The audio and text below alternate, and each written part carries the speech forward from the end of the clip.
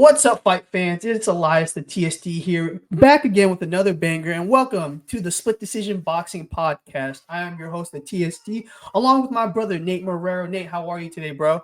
I'm doing great. I am tired from last night going to watch Emma Williams versus Patrice Volney. Great fight, fun card. First time covering a card in person, so that was a lot of fun. Wish you were there. That would have been great. But yeah, that was a good time. How are you doing, buddy? Yeah, don't remind me of that. I almost cried yesterday watching, You watching did. the ammo stuff. I almost had to console you. No. Almost had to console me, but hey, there's gonna be other Yeah. cards. Yeah. Obviously, hopefully, May 10th. potentially, May hopefully, 10th. hopefully May 10th we get the credentials for that card. Yeah. So eventually we're gonna be doing that on a consistent basis. So I'm not even Yeah. worried about that. But Yeah. listen, let's just get straight into it, bro, because it wasn't the most high profile week in boxing, but it was jam packed. I would say it was Mhm. jam packed. You Yeah. had some big names fighting. You had some pretty solid 50-50 cards. You had some title fights, some super fights over in Japan, but I think the biggest headline, obviously, we have to talk about it right away. And we're talking about Mr. Keith One Time Thurman, fighting for the first time in over 3 years, getting a win in the first time in 3 years, stopping Brock Jarvis in the third round. What'd you think about this performance, man? I thought it was solid. I mean, you gotta also given that he was out for over 3 years, you gotta kind of temper your expectations. You're not expecting him to look like the guy who was once unified champion at welterweight. And I mean, for what it was, I mean, I thought it was. I mean, he did what he was supposed to do, and at the end of the day, that's that's the job. It took him a couple rounds to get into the swing of things, and find his rhythm. But once he found his rhythm, that was pretty much it. I mean, he was able once he rocked Brock Jarvis with the body shot, you could tell Jarvis was hurt. He started backing up, and it wasn't much longer after that that Thurman was able to get him out of there. So overall, I mean, I thought it was solid. He looked like I mean, he still looked solid. I mean, given he's 36 now, he hadn't fought in 3 years. So overall, I mean, good performance for him, and on to bigger and better things. Yeah, I definitely think so. Here's my thing about this is I think this was a very winnable fight for Keith Thurman. I mean, everybody was expecting him to beat Brock Jarvis. I don't think Mhm. Brock Jarvis is world level. I think he might just be at regional or just above regional level in Australia. Mhm. It really just depended on how sharp Keith Thurman came. And if we're being honest, if you see in the first round, Keith Thurman is a pretty, I wouldn't say a fast starter, but he's a pretty solid starter. And it looked like he was a bit slow getting going. But that again, that could just be the fact that it's the first time in 3 years that he's stepped in the ring. Fighting injuries, fighting inactivity, a lot of ring rust. That's gonna take play a part. But he also looked a little bit slower. Kind of reacting to things. It took a little bit for him to kind of read Brock Jarvis, but then again, when Brock Jarvis has one real game plan of just coming forward, trying to be real aggressive to the body and really just throw everything to each punch. It wasn't really hard for Keith Thurman to really read his opponent.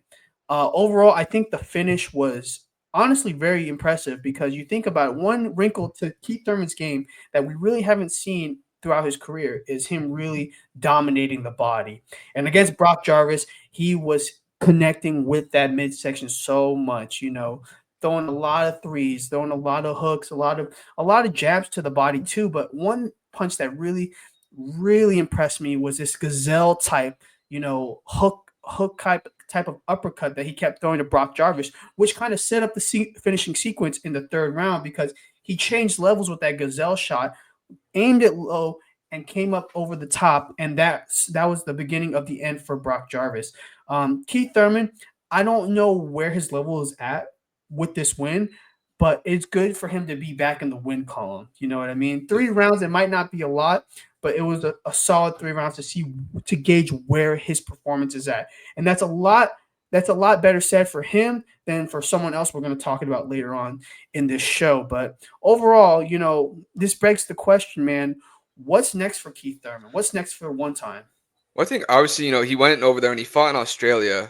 He was supposed to fight Tim Tszyu last March before he had the bicep injury. It feels like everything. I believe there might already be an agreement in place for them to fight in July. Should Tim Tszyu get past Joey Spencer?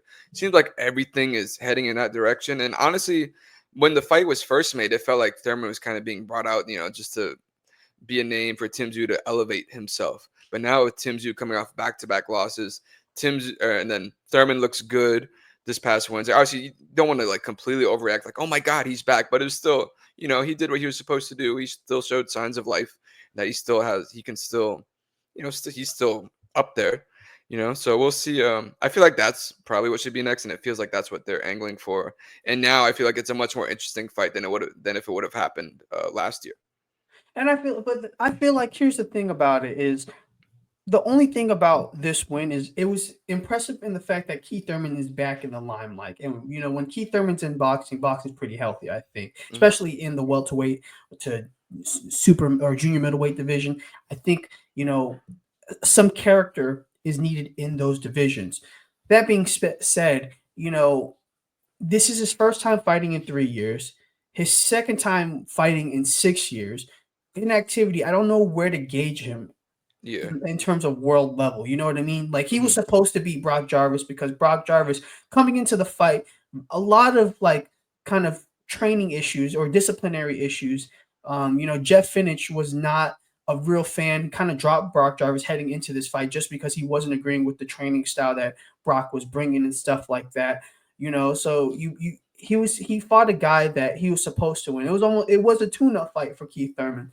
I think he's at world level, but I don't know where he's at in terms of the top. You know what I mean? I don't know if Yeah. he's top 10 yet, especially at 154. We've never seen him fight at 154 yet. So we don't Yeah. know Not where top guy he's at at. 154. Yeah. Exactly. We don't know where he's really at. I mean, and Brock Jarvis, we don't even know what weight class he's really at because he's just a Mhm. guy that fights wherever he wants to fight. So when Mhm. he fights a real junior middleweight, that's when we can really gauge where Keith Thurman's at. I do agree, though. I think Tim Tszyu should be the next guy. I mean, that's already set. Tim Tszyu was at the announce table for that fight, calling him out and stuff like that. Keith Thurman was calling out Tim Tszyu. So, I mean, that should be the fight next. And, how do you think that fight goes? I would still lean Tim Tszyu. The only thing I would just work, 'cause, I mean, he got blasted out by Murtazalia. Like he got dropped 4 times. So that's like obviously his chin would be my concern. We might get some answers against Joey Spencer. I mean, Tim Tszyu should win that fight, but anything can happen. It was like things were teed up for him to beat Murtazalia and have a belt and potentially unify against Fundora in a rematch, and then Murtazalia friggin' completely took those plans and threw it in the trash can. That was a crazy fight to be at. But yeah, I would still lean Tim Tszyu. I still like Thurman's not quite the same guy he used to be, and I think Tim Tszyu will be able to rebound. It's a very interesting fight. I'm much more interested than I was compared to when they were supposed to fight last March. Yeah, I would say this. I would say that Tim Tszyu, based off the fact that his forward pressure, his real relentlessness, his aggression, and also like his will to just win, Hmm. would it has him the advantage. But in terms of skill for skill, Keith Thurman is, I think, head above Tim Tszyu in terms of skill, in terms of IQ, in terms of strategy. I think Tim Tszyu is that guy. Um, Not Tim Tszyu. I say Tim Yeah, Tszyu or Keith Thurman. no, that's what you said. You said Thurman. Yeah. You didn't hear me. That's what I said. That's what I said. Yeah. But yeah, it really just depends because at 36 years old and fighting twice over 6 years, you know how fresh can he be against a real tough guy? Because the last guy he fought before Brock Jarvis was Mario Barrios, and that was before Mario Barrios became world champion. Yeah. So it's really we have to really see. It's still up in the air, but I'm just glad that Tim Yeah. Tszyu is back, or not Tim Tszyu. You didn't hear me. I said Yeah, Keith yeah, Thurman. just to Keith Thurman, yeah, it's But twice we've done it. But no, yeah, and it's good that Thurman's back. And at some point, we got to find out. You can't keep wasting time. He's 36 years old. Like he's got to we got to find out now because yeah. as time passes, the chances he is that guy gets slimmer and slimmer. Absolutely. So, we're going to go from Australia back to the States, obviously. Let's go to the card that you just came back from in Orlando, the Matchroom card. And let's talk about the main event right away because Austin Ammo Williams, showed a lot of grit and he beat Patrice Volney by unanimous decision in a very close fight. Didn't really show it on the judges' scorecard for one of the Yeah. judges, but I think it was a very tough fight for Ammo Williams. Yeah, Volney is really good. He was very underrated coming into this fight, I believe, just kind of like inactivity and just not quite in the limelight. But like anyone who kind of like kept tabs on it knew like this wasn't gonna be an easy fight for Ammo, and it wasn't. And it's tough to like judge a fight when you're there in person. I had like literally like one of the ring posts and the cameraman in my way. A little tough to see, but overall, I mean, it was a good performance. It was a mature performance from Ammo. He's showing growth in his game. He didn't get overzealous. He kind of took what was there, and at the end of the day, his activity won over the judges. I definitely didn't agree with the 118, 110 scorecard.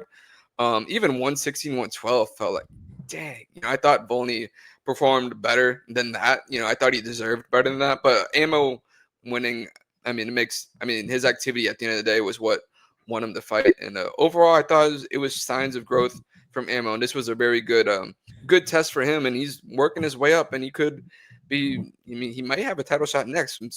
Middleweight's very wide open. So who knows what's going to happen next in that division. Yeah, I would say this was a very solid performance by Ammo. I think he was pumping out the jab constantly, just a lot of volume. He threw a lot of volume. Yeah. Um, a bit of head hunting in the beginning. I mean, throughout the Yeah. fight, he was a bit head hunting. I think I would like him to target the body a little bit more. Mm. One thing I was impressed with Volney is that he just kept walking Ammo down. Like he kept putting Yeah. pressure on Ammo Williams, and I think Ammo, you can see he was at certain points he was a bit frantic, especially when Volney cornered him. He was trying to cut, like it almost looked like his feet weren't, his footwork wasn't able to get him out of that situation and Mm. stuff. But I think again, his volume, his activity won him this fight. If Volney was a little bit more active, a little bit more, a little bit more effective counter punching down the middle, I definitely think Yeah. this fight would have turned a different way.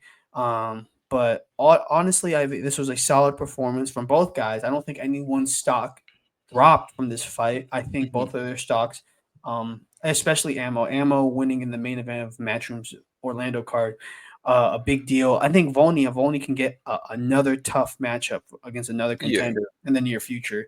He's just one of those guys. He's a guy for the A side boxers to test themselves against. That's Yeah. really what Bro. he is at this point. Mhm. And he was really solid. And for Ammo Williams, who was having trouble with lanky middleweights like Hamza Shiraz, this was Mhm. a real good test. You know what I mean? Yeah. Granted, Hamza, he's not Patrice Volney is not the puncher that Hamza Shiraz is, Yeah. Not but close. in terms of like walking him down, dealing with Mhm. the reach, dealing with that length, Hamill did a good job. So Yeah. it begs the question, man, where does he fit in the middleweight division? Ooh. Let's see, because right now he got the WA America's Continental title. Like that would put him in eventually in line to fight Irslandy Lara. We'll see what's happening with that. I don't know, because then you also got Adames, you got Janny Beck. I feel like he Yeah. might be a tier below them, but enough where like I feel like if he like showed up at his best, he would definitely give both of them a tough time. Um, I would definitely him versus Adamas would be very interesting, in my opinion, if he eventually got a shot at him. But if I had to say right now, I feel like he's still got a little leveling up to do. I thought, especially if he fought Adamas, there was a lot of times where his right hand was down when he was throwing his straight left hand, and Adamas has a really good left hook, and that could be, I mean, that would be a problem. But I mean, he's got a good coaching. He's got in Kevin Cunningham. Obviously, I feel like they're going to make their adjustments, and Ammo is still improving. So I mean, if there's another level to his game, I feel like he definitely can. Um, at one point, get a belt at 160. Yeah, I definitely think that, you know, he might be a step below right now, but he might just be a step right now as I'm looking at the rankings, because I'm looking at the world title rankings. Janny Beck's obviously number one, Adamas number two, Hamza is number three, but he's moving up to 168. Yeah. Um, Eubank Jr. and then Antinosa Oliha. It looks like from 6 to 10, those can be interesting fights for Ammo Williams. I mean, I think a Mm, fight between him and Kyron Davis could be a real interesting matchup for him to really yeah. see if Ammo is in that title picture. Um, Middleweight's in an interesting place, man. There's Hmm. not a lot of star power, so it seems like opportunities can be Yeah. can be real, real They're there open to be for had. everybody. Yeah. Yeah. So very interesting. It was a solid performance, man. A solid performance from a Hmm. guy who last summer had a real humbling experience. Yeah. He got his O taken away from him by another great prospect. Bounced back, had a couple more fights, and now he's on a winning streak now. So we'll Yeah. see how everything is. We'll go for him for the rest of his career and see if he really is a title contender. But in the Yeah. co-main event, though, this is what most people in Orlando went to go see, Yeah. and That it's was Edgar Berlanga. He fought a guy off the street. To it's say Jonathan Gonzalez Ortiz. All right, let's say his name.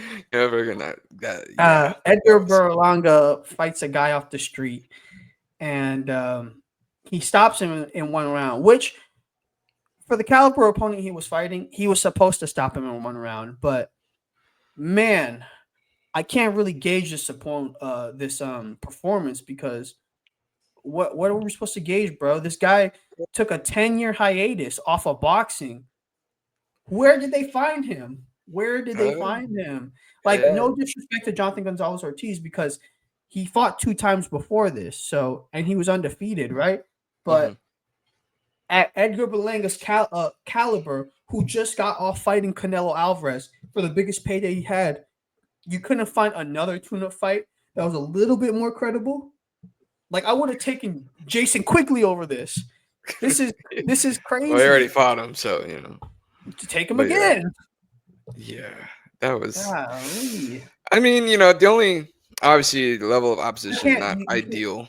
Nate, you can't even assess the performance. That's how ridiculous this fight was. Even Chris Mannix was like, yeah, I don't even know, like, why is he even fighting him? Like, he was like, this is like a ridiculous matchmaking.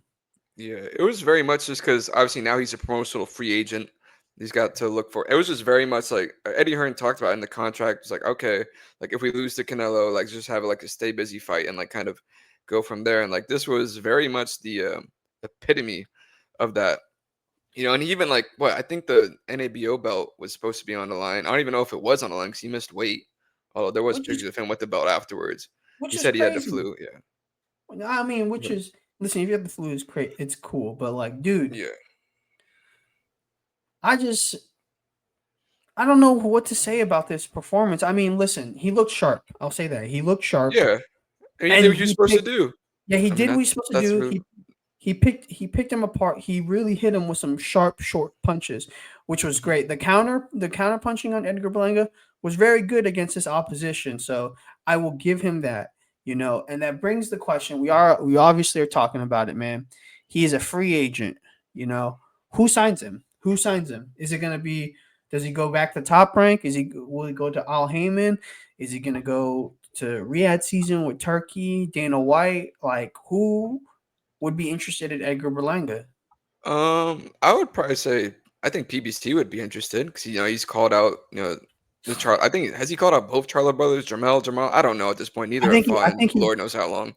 he said Jermel, Yeah, maybe he got it which is mixed up. I wouldn't, who knows? But which is interesting because Jermel is at 154. Why would you call out someone 14 pounds? he's 14 trying to follow pounds lighter. Canelo. He's trying to follow the Canelo route. Yeah, he lost to Canelo though. I know. Oh my But god. yeah, I would say, but obviously the big fight over there would be Caleb Plant. They despise each other already. They're gonna talk a big game heading into that fight. So I mean, for me, that's why if you're gonna call out the Charlo brothers and Caleb Plant, they're right there. You're a free agent. Let's go to PBC and see what happens. And because I don't see what else. If he stays with Matchroom, like the other top opponents he could fight, he would probably be wanting to position himself for a Canelo rematch. Gonna be completely honest, don't have much interest in that. Obviously Berlanga fought well, but like the constant parading about like he lost a clear 9-3, like Dude, 10-2 decision. dude, him doing a parade after the Yeah, fight was that's insane. crazy. I don't get me wrong. I will say this. He impressed me. He seemed a little more and I would say he seemed a bit more mature off of that performance. He didn't there wasn't the whole parade around him, walking to the ring with some rapper, he understood he had to just show up, handle business, and then move on. And he did that. So for that, I would say it was in those terms, I would say it was a step in the right direction. Yeah, I would say this. I think now what he should do is do what a lot of Canelo opponents should do, and that's just fight each other. Yeah, absolutely. See who's the best. In the lack of a better term, see who's the best loser out of all you guys.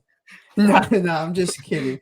I'm just kidding. But in all reality, I mean, fights like Caleb Plant, Jaime Munguia, Yeah. those fights are gonna make money because now you're in a situation where your name value and your stock is higher now because you fought the Hmm. cash cow. You know, Yeah. you have an endless opportunity to fight for guys to call you out and you to make money, to make real paydays.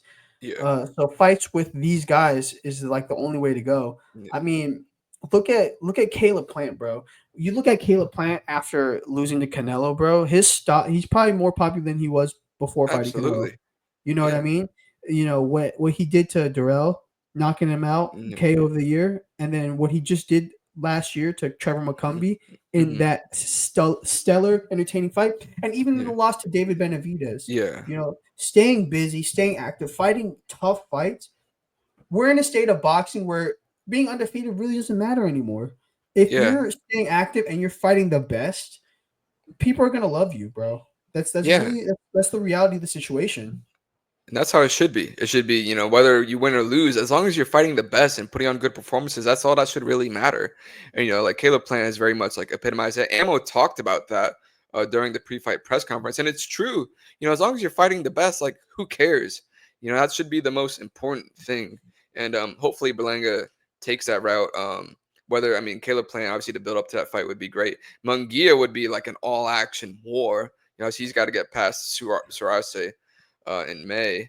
But I Yeah, mean, we'll see what happens. I mean, Berlanga's, he did what he was supposed to do, and now we'll see if he can capitalize on that in the fight against Canelo. The matchroom partnership was great for him, I think, and yeah, no, we'll see what happens 100%. I next. think, I mean, it did exactly what it was supposed to do. It Hmm. it it it built them up for the Canelo fight. They managed to get that fight for Berlanga, and then he had one more fight on his contract. And I mean, Berlanga pretty much picked whatever opponent he wanted at that point, which Yeah, you can't disagree. We can't agree with the opponent selection, but it did what it had to do, and that's put Berlanga back in the win column yeah, and in spectacular fashion. So yeah, we're talking about the best. Let's talk about someone who has the potential to become the best. I'm talking about Omari Jones because Orlando's own Olympic bronze medalist won in his pro debut. I'm not even gonna say his opponent's name because it's Alessio and then last name Alessio, guy from Oh Italy. god, I was But there and I forgot how it said. My bad. it's like something Nunzio, but Omari Yeah, Jones stopped him in the second round, which is it's impressive because you look at his opponent's record, 20 pro fights, over 20 pro fights, right? Um 14-6 or something around that. But mhm, he had a lot of wins. And mhm, Omari looked real good in this fight. He looked like he was making his pro debut, but the skill set that this man has, you know, going from amateur to the pros, it looks like he's transitioning well. I'm not yeah. gonna lie. Yeah, he did a little bit of everything. He showed he could box. He showed he could be aggressive and on the front foot. He definitely had like the like pro debut, like fighting in front of the home crowd, like type of energy. Like he like really revved it up. It was at the point where I was like, all right, dude, he's got to like tone it down a little bit. And then he rocked the guy. I'm like, never mind. I guess he'll just keep on fighting at this pace. And then yeah, I mean that's everything you want in a pro debut. And I would say like the crowd was definitely the loudest for Amari Jones. And so he Oh, definitely has 100%. Orlando behind him. And so if he can like capitalize on that, what was he what was I gonna say? I'd say is he probably the best Orlando fighter since Antonio Tarver? I'd say. I mean that would be the goal, given I what mean, Tarver's career was. Obviously you got Erickson do Lubin who's you? from Orlando Yeah, too. I That was would gonna be say, are you gonna put him over Lubin right now, no, not right or now. He's got a are you long talking ways to about? go. Are you talking He's about like his ceiling. coming out his Yeah. ceiling? Okay, I'll get to that in a second, but Yeah, I may have just jumped we'll ahead, definitely, but yeah, it's fine. We'll my definitely get bad. there. No, you're good. I was super impressed with his performance. Yeah. I think that, like you said, he showed a lot of different elements to his game. Hmm. He had those fast twitchies that Max Kellerman loves to talk about. Very fast, Hmm. very long. When I Yeah. realized very long, which I didn't Yeah, he's realize. he's a tall, lanky kid. Yeah, but He fought beautifully. The only thing I would say is that he needs to fill out. Yeah, Guarantee you this. Super welterweight's not his division. Once he fills no, it's out, probably middleweight. that man, I think either middleweight or super middleweight might Hmm. be his division because he Yeah, hasn't even grown to his body yet, and you can already see the potential that this man is bringing. yeah. Um, Great yeah, choice with man, Orlando Magic themed gear, by the way, as well. dude, beautiful. Magic should I just was like, make the retro like their permanent thing. I was telling But yeah, Trent, I was like, Trent, look at his gear. It's yeah, Orlando Magic inspired. yeah. He's good, and you talk about it, man. Is he the best? Is he the best Orlando prospect since Antonio Tarver? And that's very interesting to say because what's Omari Jones' ceiling? Because Olympic bronze medalist, the only American in the 2024 Olympics to come out with a medal. And Hmm. that's a big deal. That's a big Yeah. deal. Americans have been striving for that gold medal since I think Clarissa Andre Shields. Ward. Oh yeah, I Clarissa mean, Shields. She's my Cl- bad. Cl- yeah, Whoops. Clarissa. We gotta respect the Yeah, women my boxers bad. too, brother. Clarissa But I Shields. mean, if we're That's what I talking said. about if we're talking about men's boxers, then yes, Andre Ward was that 2004 in Athens, Greece. Sure was. Yeah. Yeah, so Andre Ward, but the fact that it was an Orlando native, we're from Orlando, so this was a big Yeah. deal for us. Where is Omari Jones' ceiling? I think he could. Obviously, I mean, after one fight, probably a little too early to tell. But like when you look at like his skill set and his, his frame, his backing, being with Eddie Hearn, I mean, he could definitely become a world champion. Obviously, it's still a long way to go before we figure it out.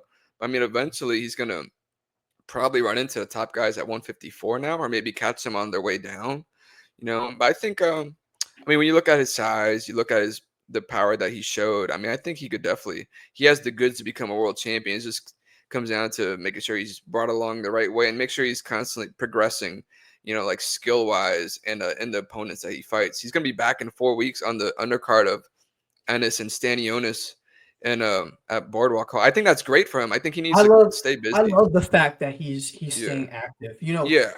When you're this young, you gotta just ring time is Getting the key. reps. Look at Hmm. like especially back in the day, like look at like Chris Eubank Sr. and Mike Tyson. These guys fought so much in their Yeah. in their first 2 years as pro boxers. And like even with Mike Tyson got a world title shot after like I think his second or third year as a pro. Hmm. Activity is key, especially when you're young. Staying fresh, staying sharp, and it's just the experience, the in ring experience. So I'm excited for that. And Eddie Hearn talked about in the post fight presser. He has the chance to sell out the Curry Boreal, sell out other venues. I think Yeah. honestly, if if Omari Jones pans out to be exactly what he's supposed to be, he could sell out the Kia Center. He could make that his home, like his de facto Exactly. home. That's what I'm saying. Because you think about like this, Orlando also, bro. Orlando is such a hotbed for boxing. Yeah. Orlando is such a hotbed for boxing. I've been to places. I've been to a couple states. I've been to Tampa and seen the atmosphere for boxing. I've been to Orlando with the PBC card. Yeah. Night and day, bro. Night and Hmm. day. Like people love boxing here in Yeah. Central Florida, and people will ride for their own. Like Oh, for sure. like you see how much I love was they give amazed by Antonio the crowd. Tarver. You see how much love they give to Antonio Tarver. You see how much love they Yeah. give to Erickson. Bro, Erickson Lubin gets a lot of love here too. Hmm.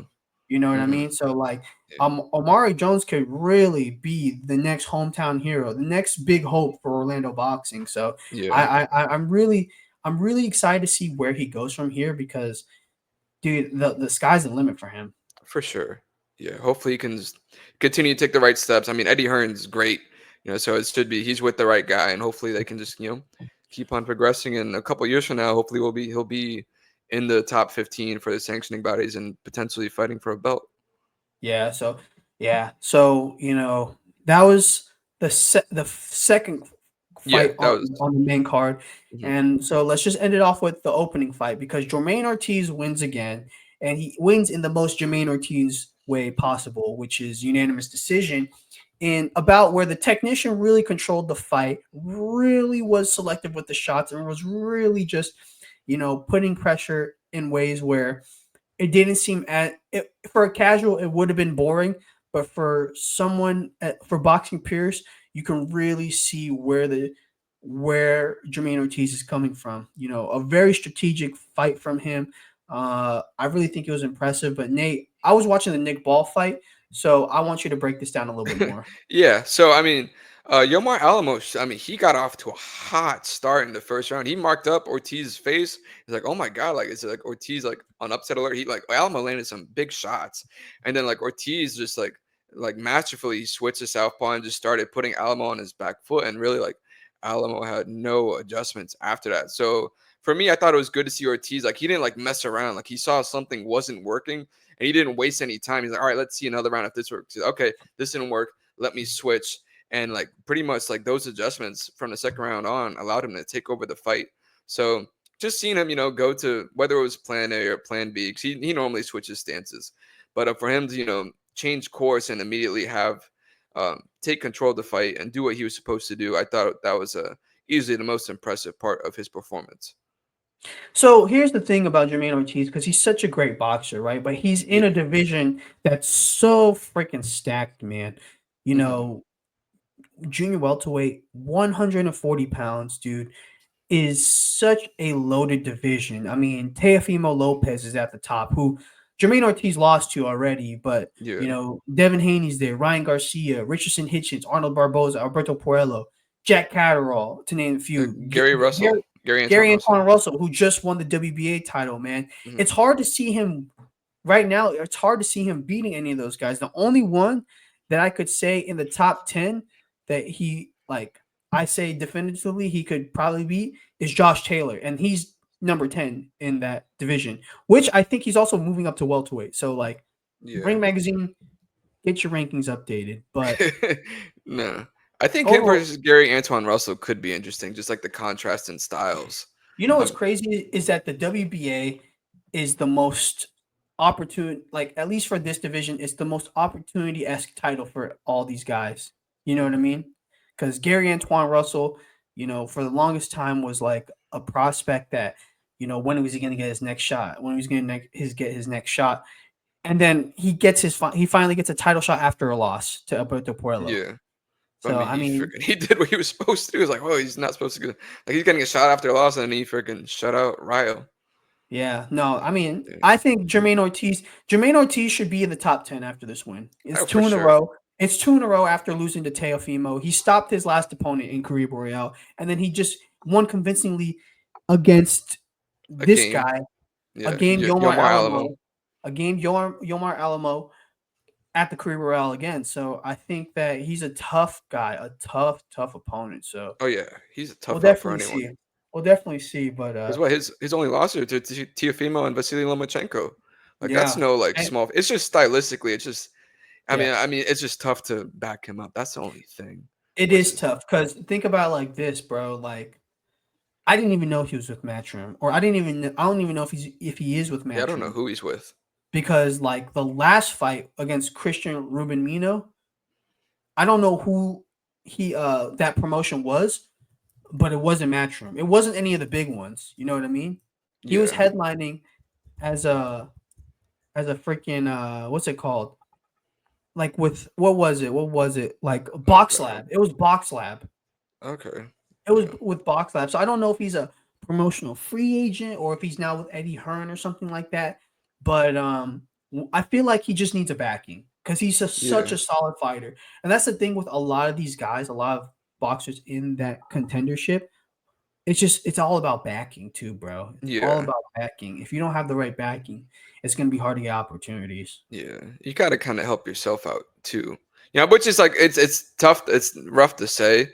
Yeah, But but like when it's bro, yeah. But it's like this man beat freaking Jamel Herring, bro. Former yeah. WBO champion. You know what I mean? Hmm. He's fought some of the He's top got the guys. goods. He's got the good. It's just his style is not. It's almost not. Aesthetically pleasing. It's almost unmarketable.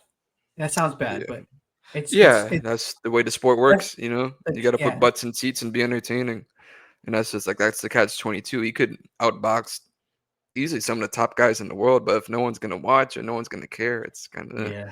that's the Yeah. Yeah, He and has to that make brings himself undeniable. He has to become a mandatory, really. He's got to yeah, find a for way to sure. make himself into a mandatory for one of the sanctioning bodies, and then The maybe IBF someone will fight him. the IBF would be the best bet because Yeah. That would they're be strict with the Richardson mandatory. Hitchens. Oh my gosh, that'd be a And tough fight. But Subaru Matias is the mandatory right now. And it yeah. seems like Hitchens is pining to fight George Kambosos next. So we'll s- yeah, he's been calling him out. He's like, I can't fight Tiafimo, I'll fight the guy who beat him.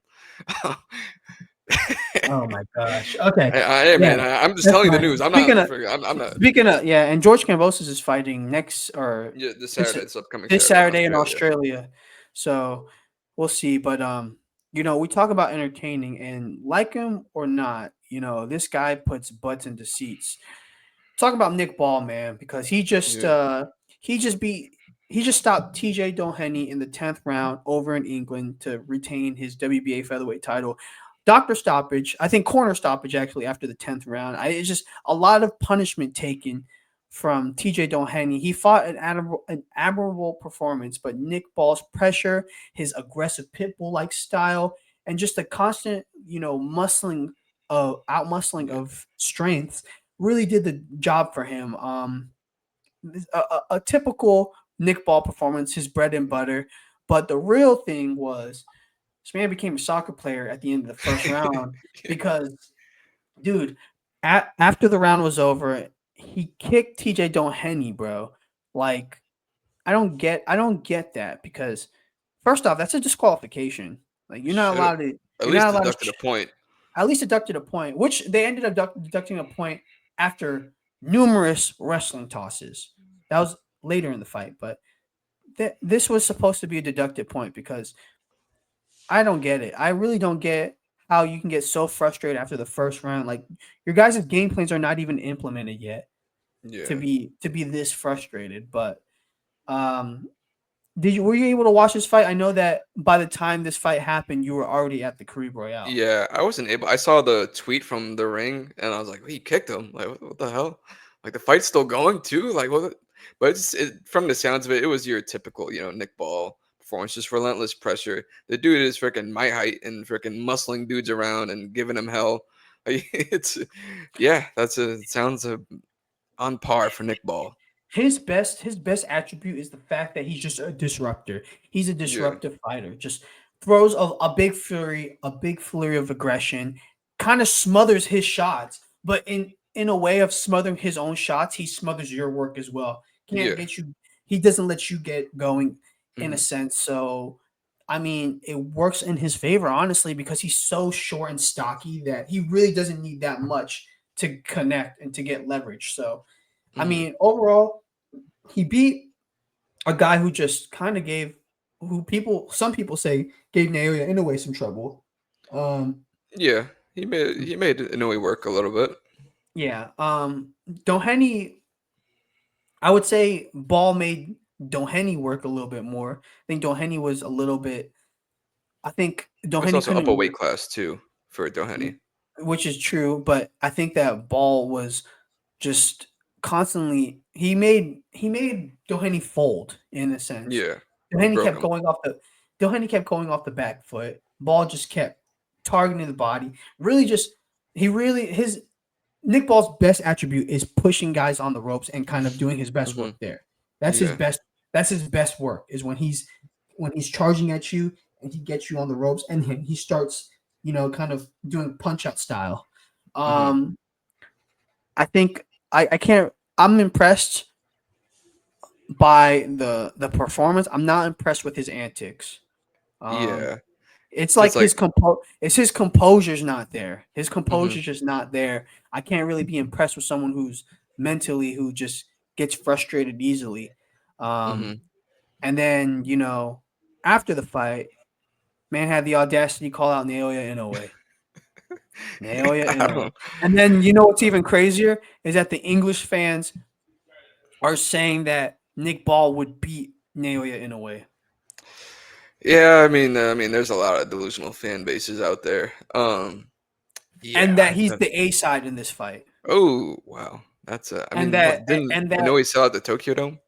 yeah, listen, 55. they they said Nick Ball versus Naoya Inoue would sell out Wembley. This fight wouldn't even sell out Wembley Arena, let alone Wembley Stadium, because Nick Ball is not the cash cow in the UK that people think he is. And not only that, Naoya Inoue's fan base in the UK is non-existent. Maybe not non-existent, but it's not there. This fight would make the most money in Japan, first and foremost. Mm-hmm. But Probably. Yeah. unless Turkey wants in Saudi. Yeah, well, Turkey's worked with both of them, so that would be. I That would mean, be the I main wouldn't be thing. surprised if that's like.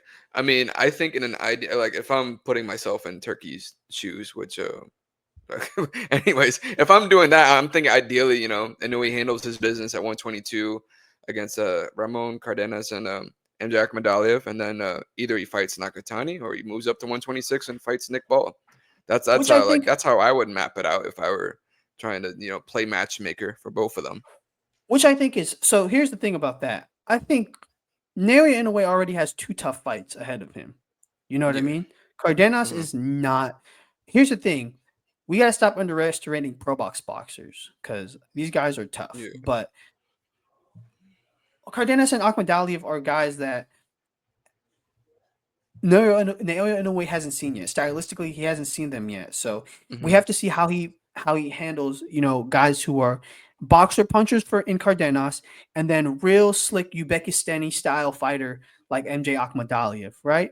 And then the biggest fight for him after that is the Junto Nakatani fight. I mean, Yeah, that that is fight should be. It has to happen. in a sense, that is the biggest fight in Japanese boxing history. That would be the biggest fight. Tokyo Dome selling out.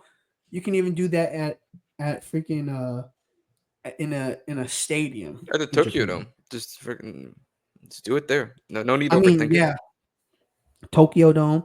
That's the most prestigious arena in Japan. But and then think about it like this: why would out of all the guys, why would Naoya Inoue go up to featherweight to fight for one belt? Naoya Inoue is at a stage in his career where he's really just fighting for legacy. Yeah. One belt is not going to give him a legacy. Like he has to see, he's not going to move up to 126 unless there is a unified champion. There Maybe. isn't one yet. I don't think so. Yeah. I I don't mean, we'll think so. see. Because look Yeah. at it like this: Angelo Leo is about to fight Tomoki Kameda. That's a title Mhm. defense.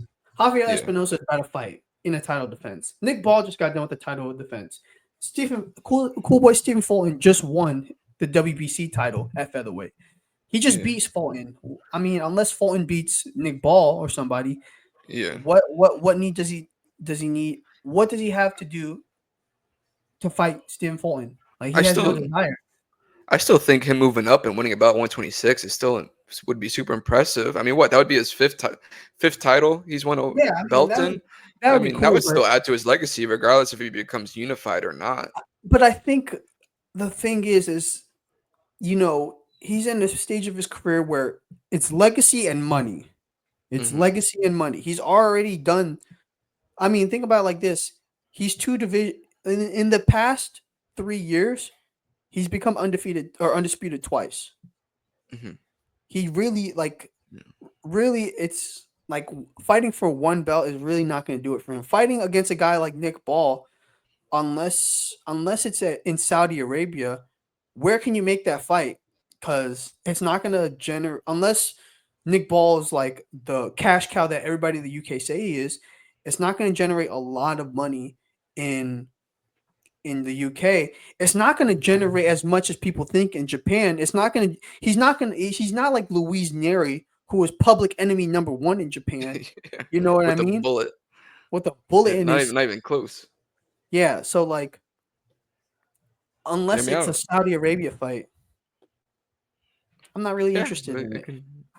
I don't know. I think you're being a little. I guess I wouldn't say a little harsh, but I mean, I think I'm probably. I would like to see it. See him move up and see. I mean, to be moving up and fight a guy like Nick Ball, that's not like just with his pressure. If you can't slow him down, that could be a I tough fight. might It's be. also like I might Inouye's be like glazing. I might greatness. be Where glazing a little bit. I might be glazing a yeah, little bit, but I just, watching Nick Ball and watching Naoya in a way, I could just tell that Nick Ball's not the best featherweight in that division. You know what I mean? If Naoya Inoue is going to jump up to 126, he's going for number one or number two, and that's Angelo Leo or Rafael Espinoza. Yeah. You know what I mean? And both of those guys have fights booked. So, Yeah. Well, I think and the thing, Espinosa's fighting on the same night. That could be something. Could be nothing. we'll have to see, but I don't know. I'm not sold on Inoue at 126 yet. I think that Yeah. there's just not enough there for him to Well, be interested. I don't know who's gonna emerge. You know, it's kind of like who's there is there. I mean, what like Bruce Chushu Carrington? Is that like a guy that would pique his interest? Is he even gonna fight? I mean, he's number one in the WBC and WBO. Like, is he gonna fight one of the? Is he I ready to fight mean, for the belt? out of everybody, you think about it, like who's still there? Ray Vargas, who was Yeah. the No thanks. champion in recess. Yeah, no Like, come disrespect, on, but no thanks. freaking Hobisi Ramirez, who just lost to Stopped Espinoza it. He got again. lost him twice. Luis Alberto Lopez, who got starched by Angelo Leo. Yeah. I think he needs to take a break just because of that health scare. So I Yeah, I don't think know. he returned. But yeah, I guess you're right in that like there's not the most appetizing names. But I mean honestly, if you had to pick All I'm amongst the saying is four, all I'm saying is uh, this: there's three fights that could fill him up for the rest of 2025 and the first quarter of 2026. Cardenas, MJ Akhmadaliev, and then Junto Nakatani.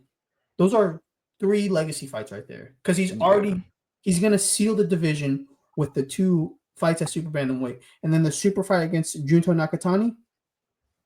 Come on, come yeah, on, it just makes the most business sense. yeah. But we're talking about that Japanese boxing, man. Yeah, speaking of which, that was oh my god. Already like fight of the year contender, maybe? Or I mean, is it already sealed up? It was Wednesday.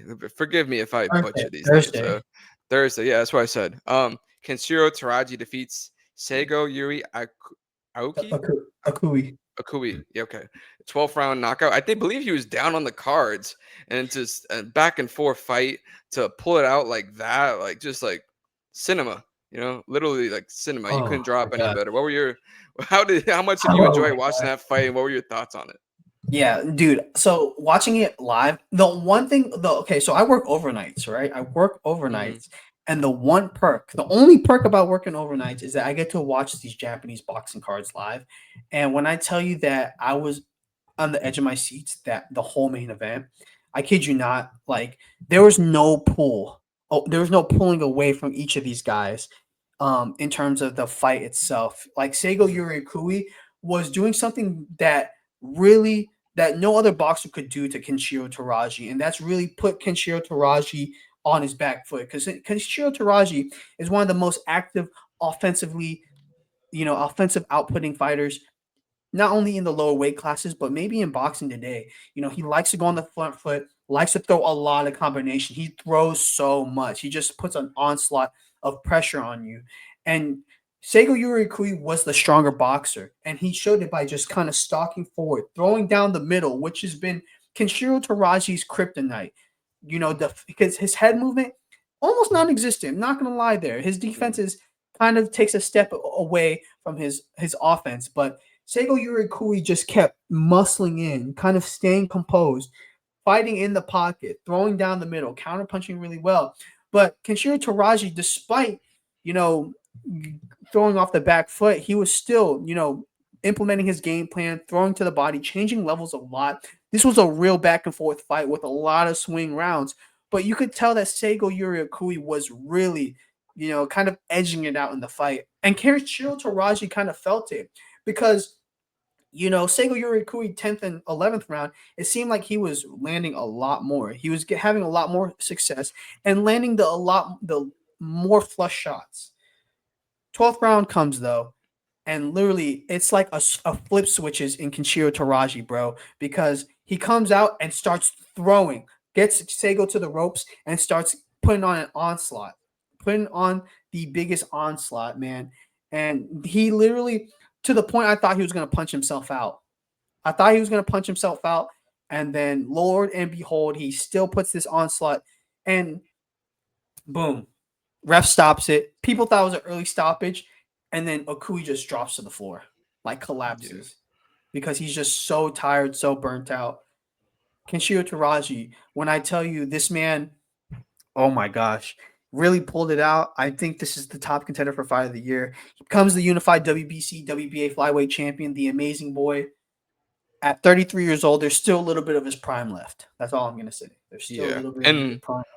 And boxing's like at its best, when like the best is fighting the best, and then the fight like lives up to what it's supposed to be. And just personally, being from the States, I definitely need to do a much better job of paying attention to these kind of fights in Japan, and even like regardless of the time zone difference. I mean, because it is like what, it's like 6 in the morning here or something like Yeah, that. But it it's was like definitely that fight. should be That a fight point of started at viewing like TV. 7 in the morning. So, Okay. but the Yeah, thing I guess about that is, it's hard to market the smaller fighters. it They're is. not. Yeah.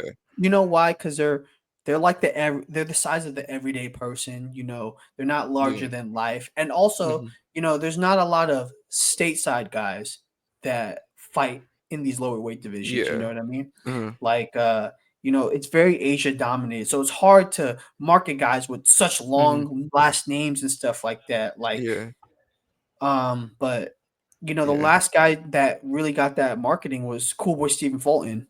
And Yeah. But in a even then, he's way, a little bigger than these guys. You know. yeah. But Yeah. but that being said, he was the last guy in the smaller Yeah. weight classes that really got that hype. Hmm. But man, these And fights, like, for boxing fans, you can't miss out on these lower weight classes, because this is where most likely the best fight the best. Because mhm. there's not. There is politics, but politics rarely gets in the way of these super fights. Yeah. And man, and when that happens, you get fights like these, bro. And Yeah. dude, the biggest thing is, I'm not sure how much you know about Kenshiro Teraji, but this might have been his last fight at flyweight, and he's most likely going to move up to 115 pounds now. Yeah. Where does the amazing boy fit at 115? Um. Oh, obviously, when you got 115, obviously you got Fernando Martinez, you got Bam. And those are the two belts that he has. So I mean, I feel like, given his given the kind of performance that he just had, and him having those belts, he could probably easily slide into being a mandatory for any of those two. Chocolatito is the number one guy in both for both sanctioning bodies. Who he's what, in three of them. Like, Yeah, Chocolatito's number one, so they're begging for him to take a shot at one of the champions.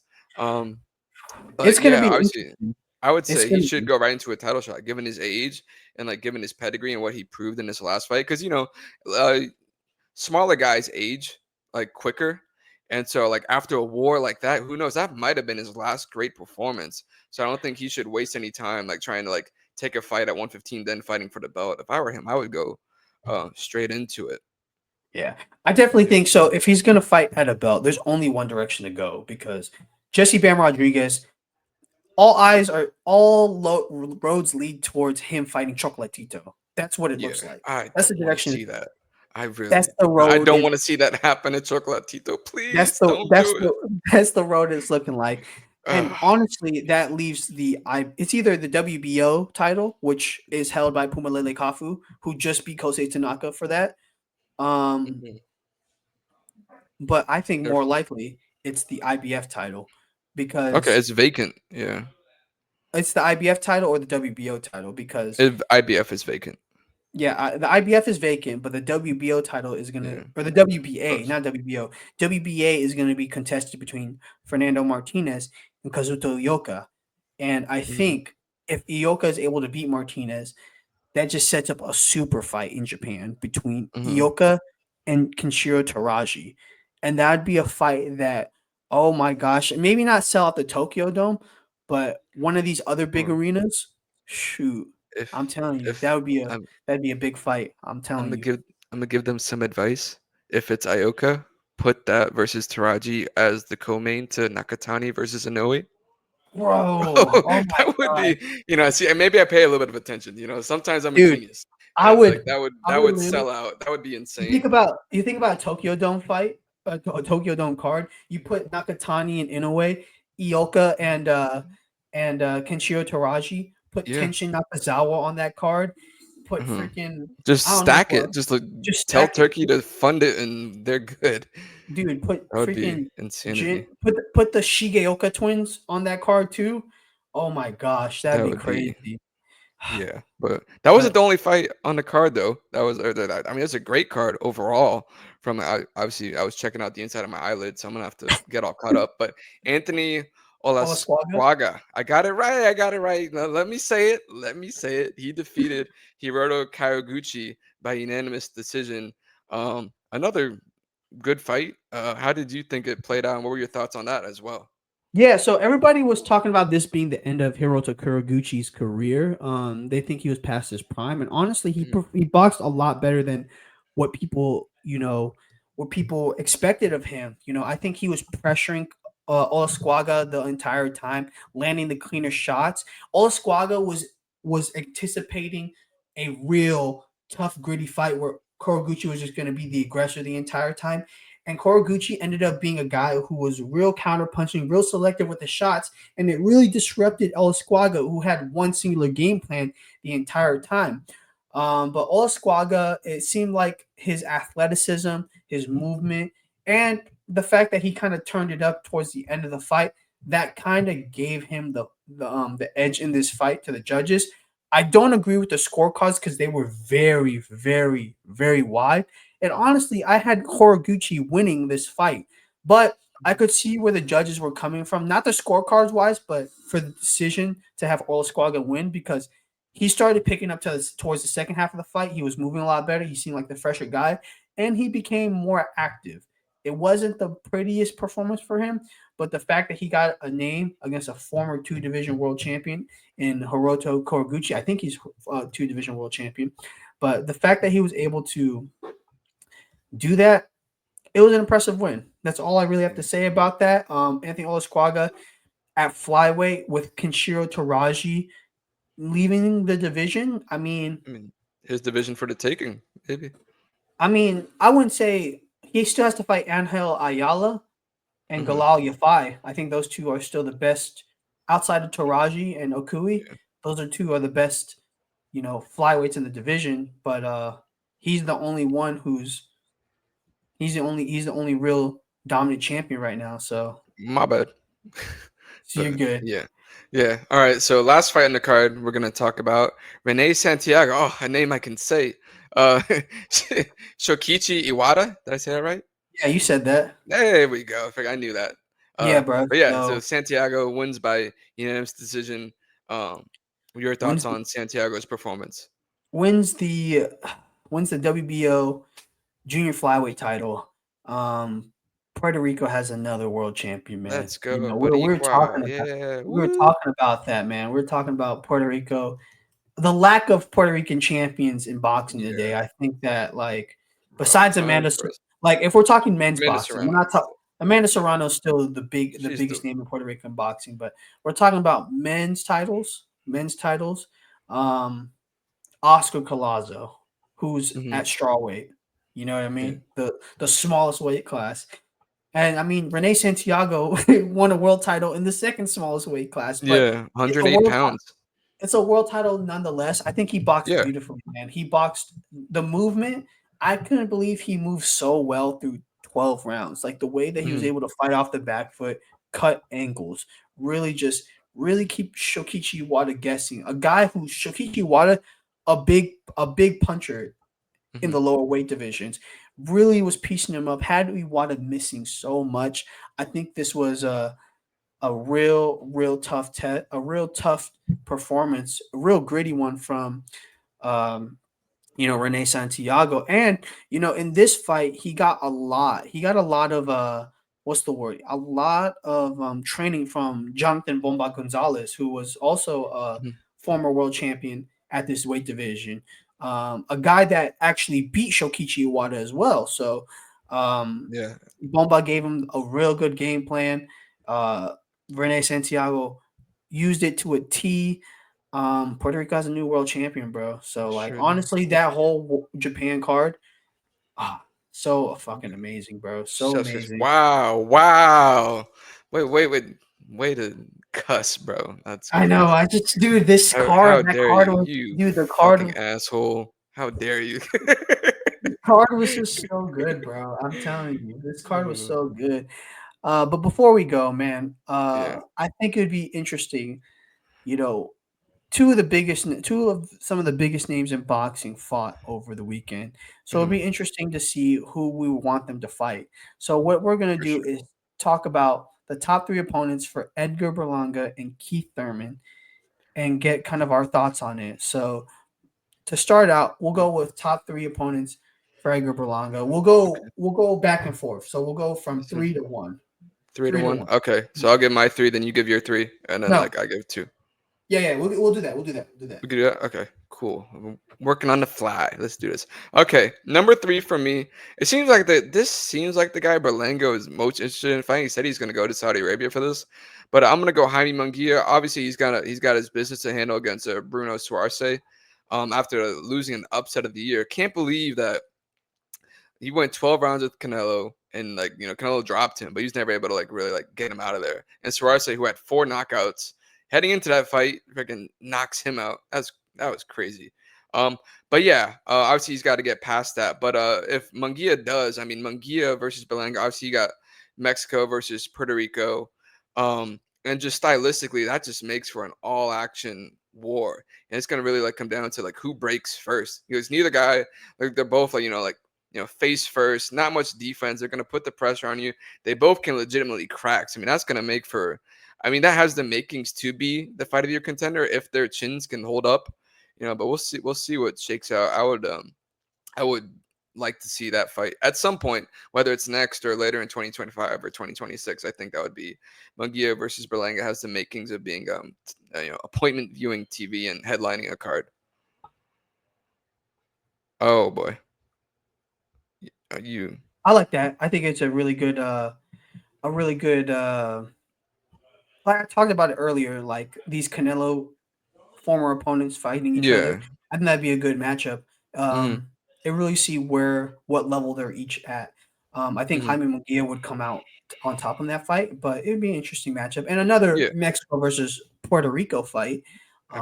Yeah. All right. You for didn't the have to do the rivalry. quotation. Hey, you see him speaking, he uses Duolingo lessons on after the win.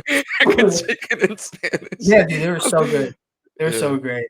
Yeah. For my number Yeah. 3, I got one that he didn't mention. I thought it'd just be an interesting matchup. I have Christian and Billy. Okay. I think that the four like 2 inside fighters, uh, 2 power punchers Yeah. going at it. Christian and Billy is I think he's number 1 now at He's in a super. couple sanctioning bodies, I believe. Yeah, but like it just in the Ring Magazine rankings overall, he's number Okay. 1 at 168, I believe. Dude, I mean, if Edgar Berlanga wanted to get back to a Canelo fight conversation, this is the guy he has to fight. And I think this would be a favorable matchup for him because it's a guy Yeah. who fights very similar to him. And I think Berlanga honestly is a little sharper than Billy. I think I would agree. Yeah. And Billy's stronger, but in terms Mhm. of like punching, like cutting, like the short shots and stuff like that, the real Yeah. crispness of his shots, Berlanga is Mhm. there. So I think Mhm. favorably, this would be a perfect matchup for Edgar Berlanga. He's fighting a high ranked opponent, the highest ranked opponent he could fight outside Yeah. of Canelo, Mhm. and it's a favorable matchup, bro, an Yeah. entertaining favorable matchup. So Yeah. Christian and Billy's my number 3. Yeah, Berlanga's he's the bigger guy. He's definitely the harder puncher. He definitely has more power. I think in Billy's like I don't know, it's weird to describe. Like he's like a harder puncher more than like or he's a strong puncher where it's like, but I don't think he quite like has like the same type of power, like or he's not gonna knock you out but it would definitely be very interesting. I think Berlanga's gonna have to like probably box a little more, but that would definitely be a great matchup. I don't think he's going anywhere near him, Billy. I think he's looking for the big names. That's the only thing I Yeah, would say. which understandable, but I'll Yeah, go with number 2, and we can just go through these real quick. yeah. Number 2 for me, Jamal Charlo. Okay. Why? Um, he wants a big name.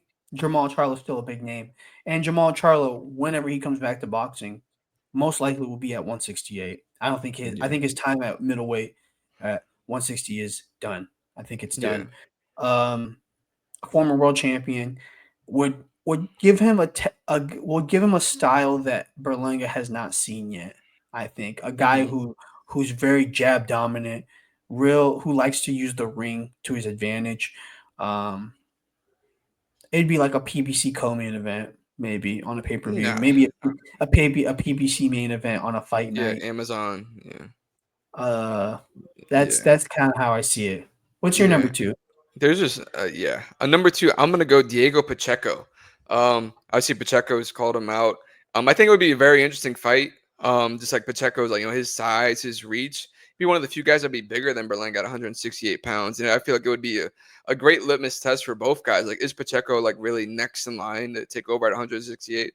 Or is Berlanga, really like the number two to Canelo? And just stylistically, I think that would be a very good fight. I think, they would you could definitely do that in LA. You could do it in New York. You could do it wherever. I think that would be a big fight.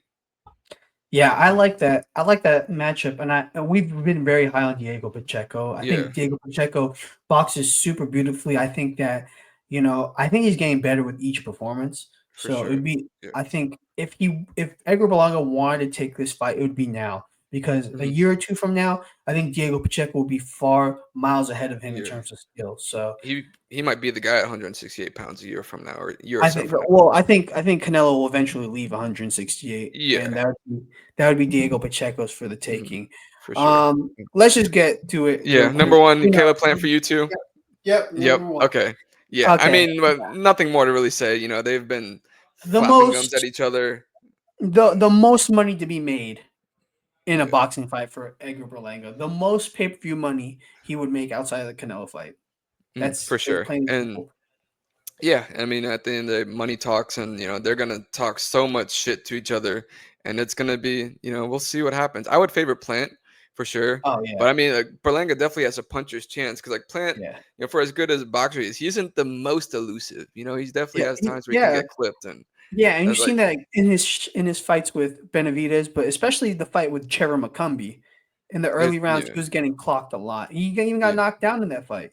hmm Yeah, Caleb Plant versus Edgar Berlanga, the most anticipated fight next for each of them. for sure. And That's most likely gonna be a PBC pay per view. yeah, he started the F Plant chance Yeah, after the and fight, and the Caleb Plant crowd on went Twitter, mild. mild. Yeah, That and was it hilarious. was not that loud. It was I was there, and yeah, no, Dude. Omari Jones stole the show. Like that's a freaking like don't get no, they were cheering for Berlanga. There's still a good Berlanga crowd. I don't want to get it mixed up, but yeah, I mean, that's still the best fight to be made. And Oh yeah, 100%. So Caleb Plant for the yeah, both of us. So let's go on. That was let's top three go. opponents for Edgar Berlanga. Go Now we have Keith to go Thurman. with someone else, Mr. One Time, Keith Thurman. Nate, I'll let you Okay, go I'll first. go Who's your number number three? three. I'm not gonna lie, I couldn't think of three. I kind of went with the wild card here. Will this fight happen? Probably not. But maybe see who's coming, see who's going. I feel Okay. like Zayas has been getting brought along slowly, but he didn't have too much of an amateur pedigree. But he's been slowly progressing, and this would be good to see. Is Zayas the good, or is Thurman? Does he still have a shot? And plus, given where Zayas is ranked, he's number one for the WBO, number two for the WBC. If Thurman wants to slide in right for a title shot, I mean, not that he really has to go through the ranks given his pedigree, but nevertheless, like I said, I struggled to come up with the third name. But yeah, I still think this would be an interesting matchup. Will it happen? Probably not. But It's an interesting matchup. yeah, I think that I it's think you see where I'm unlikely. coming from. I see where you're coming from. If Xander Zayas wants to take that next step forward, it would Yeah, be a good fight. That would be a very good um, fight. For good me, name number who's on the decline. Yeah. for me, number three, it's gonna surprise you. Tim Zhu, the most likely Oh, opponent. three? Yeah, the most likely Okay. opponent. Um, why? Reason why? Um, I would say one because Zhu's on a two fight skid. Um, Yeah. it really depends on his performance against Joey Spencer, but a lot of that hype, a lot of that momentum that Tim Zhu brought coming from Australia as the Yeah. blue chip prospect has died down. Yeah. Um, I still want to see the fight, For but sure. there's so much money and so much hype lost from Thurman versus Zhu that it just drops down to number 3 for me. That's really There, it. there's a reason why that fight's gonna happen in Australia now, rather than it was gonna happen in Vegas. Now they kind of have to do it in Australia. It just sucks. Tim Tszyu has such an entertaining style, Yeah, and and it would still be a good fight. yeah, dude, and we were so heartbroken when he lost to Bakram Murtazaliev, bro. Yeah, We were yeah, so that was. heartbroken. I That was can't. what my heart was hurting for that fight. uh I still remember hearing the thud when he hit the canvas the first time. I was like, "Oh my god!" Like it was just shocking. 'Cause it was made for him to get a belt, fight Fundora for 3 of the 4 belts, and go from there. But yeah, like I said earlier, Bakram Bakram's the Murtazaliev. boogeyman. There's He's a the reason why boogeyman, no one buddy. he has a belt and no one's like, what? He doesn't even have a fight lined up next. Like no one wants to go near him. He's so high risk, high Yeah, reward. yeah, High risk, yeah, bro. yeah. Um, I'll go. You want me to go number you two? you can go number 2. Errol Spence. If this fight's gonna happen, like now is the time. Obviously Spence he hasn't fought since the beating he took against Terrence Crawford. Another one to see who still has more left in the tank. I feel like if there's a time to make this fight, now is the time to do it. Yeah, I agree. I think this is a good fight. My number 2, I talked about Jamal Charlo. Let's talk about Jamal Charlo. Okay. A guy that 3 years ago was on top of the world at 154, had all the belts. Now he has 0 belts. Not because he lost them all in fights, because he became inactive after hmm fighting Canelo Alvarez, which almost did irreparable damage to his career. That fight did irreparable damage, Yeah. not because he took a lot of punishment, but the way he performed. I Yeah. think that for him, if he wants a bounce back fight to show the boxing world that, hey, I'm back at 154. I can still fight at this weight division. Fight Keith one time Thurman. Two big Yeah. names. Two big names. Two guys that are still looking to show that they still got it. Charlo Yeah. versus Thurman sounds like a good plan. I will never forgive Canelo for ruining the chance we had at seeing undisputed Terrence Crawford fight undisputed Jamal Charlo. That would have been crazy Yeah, I, at I'm 154 pounds. I think that what pissed me off about that is that it was just ready. Like Jermel Yeah, or it was there. Terrence was talking smack to Jermel Charlo right after he knocked down Errol Spence. Yeah. With him being boys with Spence, like the storyline was there. All the undisputed champion at 147, undisputed champion at 154. They don't like each other. And like that was tailor made. That was definitely one of the underrated like missed opportunities in boxing. There's a lot of missed opportunities, but that should be. I mean, that was pretty bad. Like that would have been great to see. Ah, that's terrible, Yeah. dude. That was so But yeah, terrible. number one for me, you mentioned him earlier, Tim Tszyu. I mean, they're setting it up. Obviously, they're probably going to do that in July if Tim Tszyu, gets out of his fight against Joey Spencer unscathed. Just this is a much more interesting matchup than it would have been, a year from now. I know I said that earlier, and we'll see if Tim Tszyu can bounce back and if Thurman is, if he still has a shot to, hang with the best of the best at 154 pounds. This is a really good crossroads match if it does end up happening. I would say. 100%. I think I was a little harsh just because of the momentum. It's not the first Yeah. fight I want to see, but it's the most likely fight, and I'm still Yeah. going to tune into it because I think For it's a sure. crossroads fight for both of these guys. Is Tim Tszyu at world level still? You know what I hmm mean? Just he was just touching world level. Is he at world level? You And can say he was there. yeah, and Keith Thurman, does he still have it? That's the real Mhm. crossroads for both of them.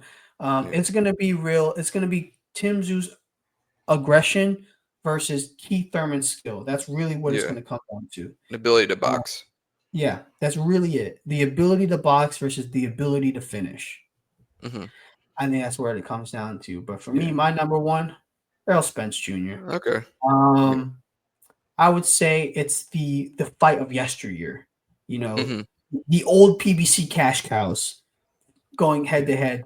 A lot of the fights that I want are guys who are trying to make a redemption story and stuff like that. There's not a bigger redemption story to be made than Keith Thurman and Errol Spence Jr. I hmm think that the inactivity from Keith Thurman, the health issues and stuff like that, versus Errol Spence Jr., who's trying to prove that he still has it after taking the beating for a fight that he's been for the biggest fight in the welterweight division in the modern history of boxing Mhm. since Pacquiao and Mayweather. Keith Thurman versus Errol Spence Jr. would be the fight that I would look forward to the most. Yeah, I completely see where you're coming from. I mean, it was number 2 for me, so it's not like it was that far off. Yeah. Yeah, So, that's would not hate if that fight was next. and that was top 3 opponents for Keith Thurman, man. So overall, not too bad. I think we had solid Yeah, list. yeah, I like the Xander Zayas one. That was the most wild card one. I think I like yeah, that a lot. yeah. But That was definitely never happening. But one can but dream. yeah, for sure. But Mm. Nate, we're getting to the end of the podcast, man. Do you have any last takes and last conclusions that we have to get to before we close the show? No, just this was it was a fun time being at the fights. Glad to be able to talk to you about it. And hopefully May 10th when Erickson Lubin fights Ardreal Holmes. Hopefully we can be there, and we'll be getting interviews, talking to boxers, covering the fights. And yeah, hopefully that's what lies ahead. Yeah, I hope so too. I'm looking forward to that. We'll see what happens. Knock on wood, God willing, we get all of that. But I'll just say this: this week in boxing, it might have not been the most hyped week. Like I know that Cinco de Mayo weekend, we're gonna be talking about that, and Oh yeah, that's gonna be insane. that might be a 2 hour show. But Yeah, this week in boxing was so great. I mean, you think about it. Over in Japan, we had a unification bout. In Australia, we had the return of a former world champion superstar. Orlando, we had solid fights. yeah, England, world title fight. Just boxing all over the world, man. yeah, It was really great to watch. It made me appreciate being a boxing fan yeah, because yeah. I mean next week or this week, I mean this Saturday, the biggest fight. What's the Fun. biggest fight? Fundora's fighting. Oh geez, who's he? I'm blanking Is on it his name. I'm blanking on I his say name. Oh, Booker, Chordell Jordan Booker. Yeah, Booker. Yeah, yeah, so Fundora yeah. Booker, and then And then Fundora Cambosius Booker, is fighting. yeah, Cambosius. I'm and Sky blanking on his Nicholson name. This is fight making for horrific podcasting. Jesus Christ. Who is he fighting? But Cambosis anyways, versus they're trying to set him up to Booker, fight Hitchens. Dowd Jourdain, Dowd Yeah, in Jourdain, who Australia. so that fight's happening. But overall, Yeah, great fights. yeah, Great to be a boxing fan nowadays. for sure. But that's it, man. That is the end of this podcast. Thank you guys for watching. Be sure to like, share, and subscribe. Follow my Instagram at the Split Decision. Follow the YouTube at the Split Decision Network. Follow my boy Nate at Nate Marrero. He is also a great writer for Oh, SI, not for SI and boxing department. Give a little shout out. Talk to them where they can oh, find you, Nate. yeah. No, you can find me. I was tweeting a little bit. I definitely need to do that a lot more. But yeah, I also write for a Sports Illustrated site, KO on SI, and writing a few stories a day. I was there covering the fights this past weekend, and yeah, hopefully continue to pumping out content there. We got a good team over there, and yeah, see where that goes. All right. Well, thank you guys for watching. I'm the TSD Alyas. This is my boy Nate Marrero, and we are out.